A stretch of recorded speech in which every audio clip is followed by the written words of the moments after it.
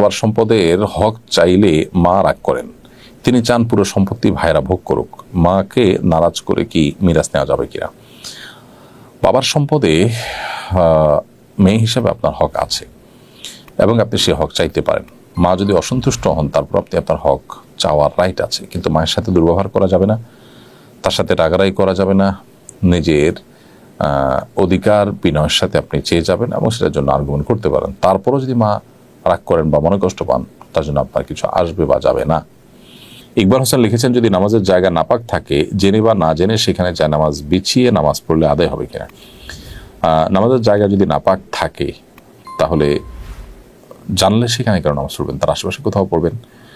আর যদি নাপাক জিনিসটা দৃশ্যমান না থাকে, আপনি ফ্লোরের উপরে যায় নামাজ বিছিয়ে নেন, তাহলে সেক্ষেত্রে সেখানে নামাজ পড়লে সেই নামাজ হয়ে যাবে।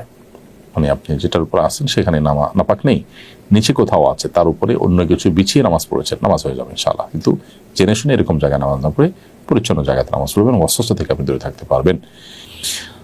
রাজধানী বসুন্ধরা আবাসিক এলাকায় কল্পনা নামের এক গৃহকর্মীকে নির্যাতন করা হয়েছে, তার 4টি দাঁত ভেঙে ফেলা হয়েছে, শরীরে আয়রনের সেঁক দেওয়া হয়েছে।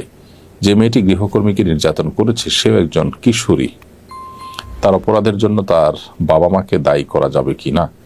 গৃহকর্মীরা প্রায় নির্যাতিত হয়, তাদের নিরাপত্তার জন্য রাষ্ট্রের করণীয় কি? খুবই গুরুত্বপূর্ণ একটি বিষয়। দুর্ভাগ্যজনক, আমাদের দেশে গৃহকর্মী যারা থাকেন তাদের প্রতি নানা রকমের টর্চার হয়ে থাকে।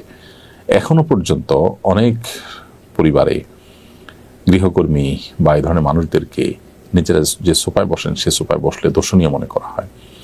শীতের দিনে একটি কিশোরী মেয়ে, তাকে ফ্লোরে বসে থাকতে দেখা যায় বিভিন্ন বাসা বাড়িতে। খুবই দুর্ভাগ্যজনক একটি বিষয়।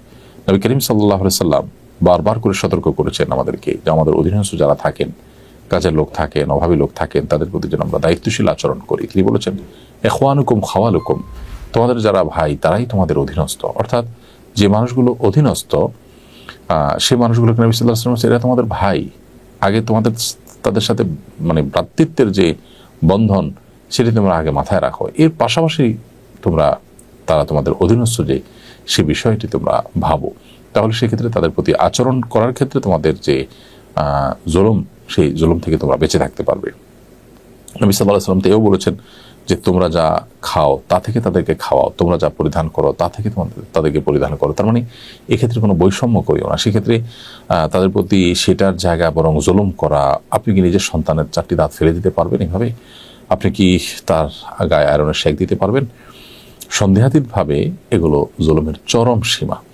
এগুলোর বিরুদ্ধে কঠোর আইন এবং আইনের শক্ত প্রয়োগ দরকার এবং দৃষ্টান্তমূলক শাস্তি দরকার। দুর্ভাগ্যজনক বিষয় হলো, গৃহকর্মীদের প্রতি নির্যাতনের চিত্র প্রায় দেখা গেলেও শোনা গেলেও এই সমস্ত অপকর্মের হোতা যারা, তাদের প্রতি কোনো শাস্তি কার্যকর করা হয়েছে দৃষ্টান্তমূলক, অ্যালার্ম হওয়ার মতো, অন্যদেরকে সবাইকে সতর্ক করার মতো কোনো শাস্তি কার্যকর করা হয়েছে, সেরকম ঘটনা কিন্তু সচরাচর শুনতে পাওয়া যায় না। যার কারণে এই ধরনের ঘটনা কিন্তু থামছে না, অনবরত চলছে। যে কিশোরী এই জুলুমের শিকার হয়েছেন, আল্লাহ তাআলা তার কষ্টগুলো দূর করে দিন, তাকে আল্লাহ তাআলা সবরের তৌফিক দান করুন, তার পরিবারকে আল্লাহ তাআলা সবরের তৌফিক দান করুন। সেই সাথে তাকে যদি অন্য তার বয়সী আর এক কিশোরী এরকম জুলুম করে থাকে, নিশ্চয়ই সেই কিশোরীর বাপ মার তা সেখানে আছে। কারণ এই কিশোরী এভাবে তার প্রতি নির্যাতন করেছে, বাপ মা নিশ্চয়ই সেটি দেখেছেন বা জানতে পেরেছেন তাদের ইনিশিয়েটিভ কী ছিল, তাদের পদক্ষেপ কী ছিল।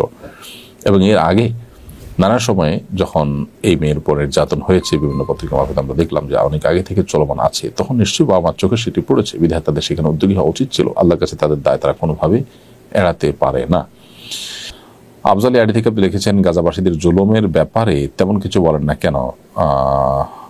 দেখুন, আমরা এর আগে বারবার করে বলেছি, আলহামদুলিল্লাহ বলার চেষ্টা করছি, তাদের প্রতি যে জুলুম হচ্ছে সেই জুলুমের বিরুদ্ধে আমরা নানাবিধ উদ্যোগ নিয়েছি। মানুষকে বারবার করে তাদের প্রতি যারা জুলুম করছে সেই জালিমদের যেন পণ্যগুলো বয়কট করে চলে মানুষ, সেজন্য মানুষকে উৎসাহ দিচ্ছি, চেষ্টা করছি এবং দোয়াও অব্যাহত আছে। আল্লাহ সুবহানাহু ওয়া তাআলা আমাদের কর্তব্যকে আরো জোরালোভাবে পালন করার তৌফিক দান করুন।